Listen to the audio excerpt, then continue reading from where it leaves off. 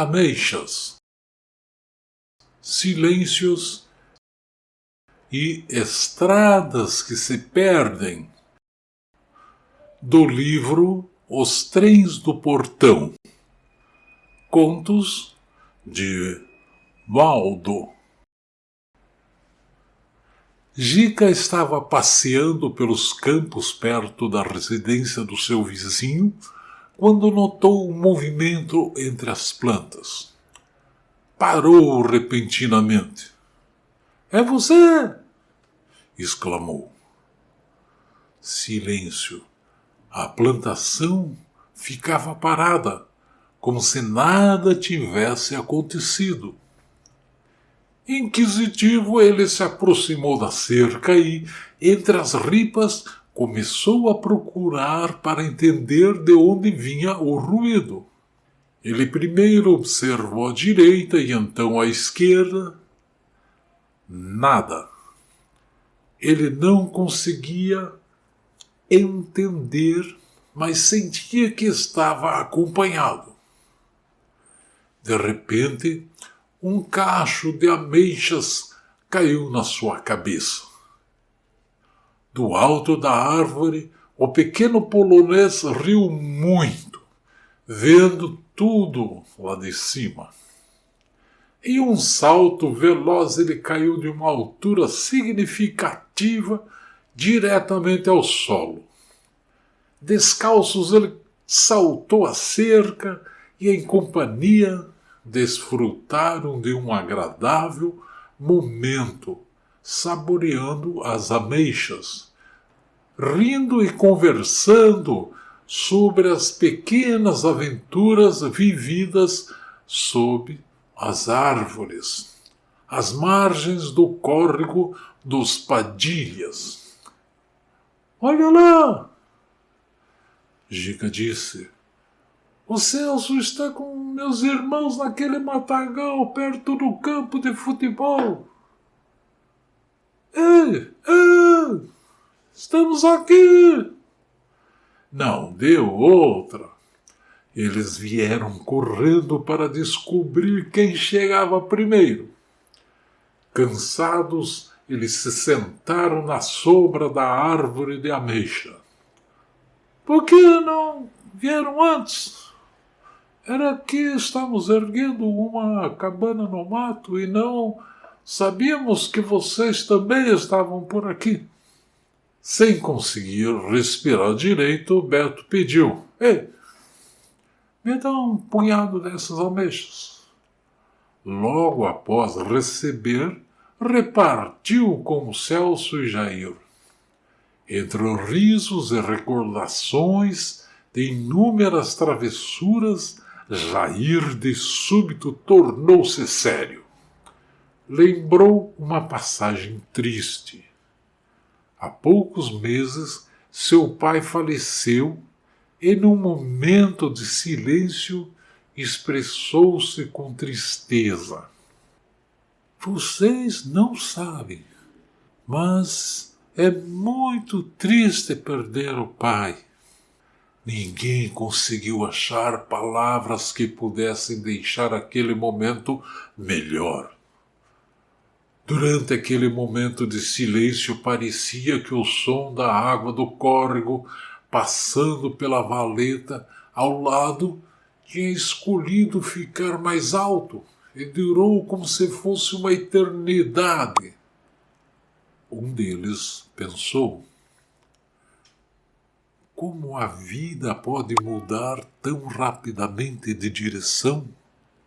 Meu avô gerou 17 filhos, alguns faleceram ainda em tenra idade, em decorrência de enfermidades incuráveis. Naquela época, todos se esforçavam bastante. Eles eram pessoas de fé, respeitadoras, e eram bem vistas pelas outras pessoas da comunidade. O avô mantinha florestas intactas, remoendo apenas o que era necessário, e com o passar do tempo, apareceram homens nas terras deles e começaram a cortar os pinheiros.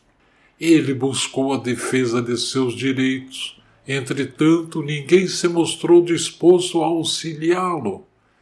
Ele acabou falecendo em um asilo sem lembrar de nada. Enquanto isso, outro menino se perdia em seus próprios pensamentos. Lembrou-se de que acontecera com ele.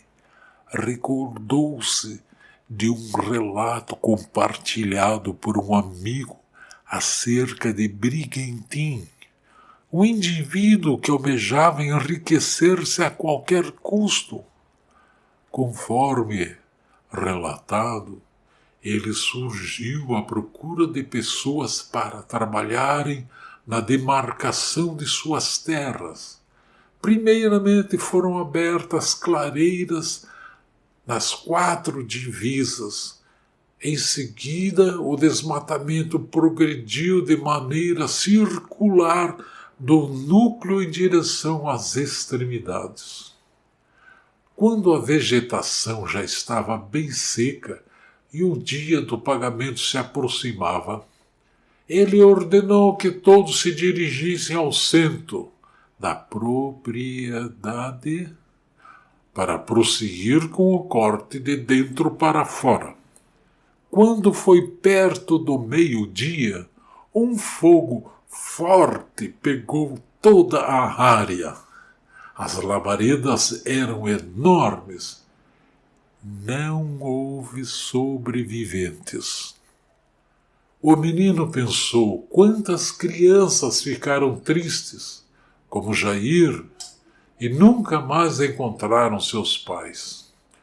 Um terceiro, sem se dar conta, também se envolveu naquele instante introspectivo e recordou-se de uma amiga que cresceu sem a presença paterna, após a família se mudar para o norte. Vivíamos no sul, dizia ela, mas era complicado achar um trabalho que desse para manter a família. Certa ocasião, um caminhoneiro afirmou: "Vá para o norte. Eles estão à procura de trabalhadores, oferecem bons salários. Você planeja retornar para lá?" "Certamente. E o caminhão retorna sem carga. Posso assumir o transporte da mudança." "Mulher, organize as coisas, peça para as crianças darem uma mão. Vamos embora amanhã de manhã bem cedo." "Mas é bastante distante, homem." "Não é tanto assim." "Quanto tempo demora a viagem?" "Se pararmos para descansar à noite, vamos chegar lá em 12 dias, desde que não chova. Depois, mais 3 dias de viagem de barco, conforme o motorista." "Não seria melhor permanecermos por aqui?" "É necessário arriscar, construir uma vida melhor para nossas filhas." 1 mês mais tarde, se estabeleceram numa cabana feita de sapé, erguida por eles mesmos. Não havia eletricidade, porém havia uma abundância de natureza. Coco, açaí, manga, banana e frutas que não eram encontradas no sul do país. Tudo que se plantava produzia: feijão, mandioca, couve e diversas outras coisas. 3 meses depois, todos aparentavam estar bem. Produtos do mercado, roupas, botas. A única coisa que nunca mais apareceu foi o dinheiro. Sempre falavam para esperar mais um pouco. Na próxima semana, o tempo passava rápido. Escola para os pequenos, jamais. Para chegar à cidade, só dá para ir de barco. É preciso remar o dia todo e mesmo assim é difícil. Conforme as histórias, cada trabalhador encontrou uma maneira de ir à sede da fazenda para exigir o pagamento em atraso. Pessoas diziam que todos que pediam para receber dinheiro conseguiam receber o pagamento. Mas, assim que saíam da entrada da fazenda, sumiam como se fosse mágica. O pai da amiga desapareceu há mais de 50 anos. Quantas crianças enfrentaram essa perda e não puderam dizer adeus? Elas guardam dentro de si a esperança de que um dia a pessoa que se foi volte. Gradualmente um ruído intenso começou a surgir. Era um caminhão Fenemé, totalmente preto, com detalhes em aço inoxidável. Deslocou-se lentamente como se estivesse se mostrando para as crianças, levantando a poeira de saibro da via, a qual permaneceu suspenso no ar por um breve período. O barulho interrompeu o estado de concentração das crianças. Nossa! O pequeno polonês disse. Que caminhão bonito! Um dia quero ter um. Estou interessado em dirigir até Ponta Grossa, Castro, Piraí do Sul, Jaguariaíva, Araputi e Venceslau Brás. Desejo trabalhar lá para auxiliar meus familiares. Então se ouviu longe. Chega! Chega! Jair Beto! Era Dona Júlia chamando do portão. Eles apenas fizeram um gesto rápido e correram. Dona Júlia não se agradava de chamar 2 vezes. Celso e seu irmão retornaram para o interior da propriedade. Eles foram até o lago, passaram entre os pés de pinheiro, laranja, bergamota e as amoreiras. O perfume da terra molhada e o vento leve que passava entre as árvores fascinavam. Celso se dirigiu para o interior da casa, enquanto seu irmão, ao ver o balanço perto do galpão, correu e se assentou. Enquanto se balançava, pensou sobre tudo o que aconteceu naquele dia.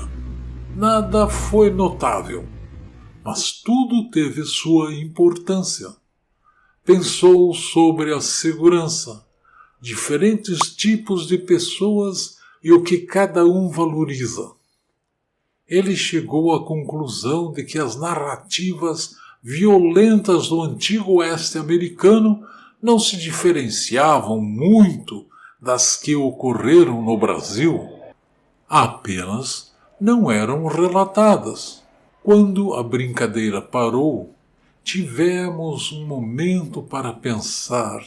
Aprendemos que sabemos pouco sobre a realidade. A vida das pessoas no Brasil não estava sendo valorizada e tratada com o devido respeito. O garoto tinha plena ciência desse fato. Ele acreditava que aprender ia além de acumular conhecimentos. Era viver momentos que se tornariam memórias guardadas com afeto no coração. O aprendizado ultrapassa o que é ensinado. Surge dos silêncios, das perdas, das escutas e dos momentos simples que desvendam o real significado da vida.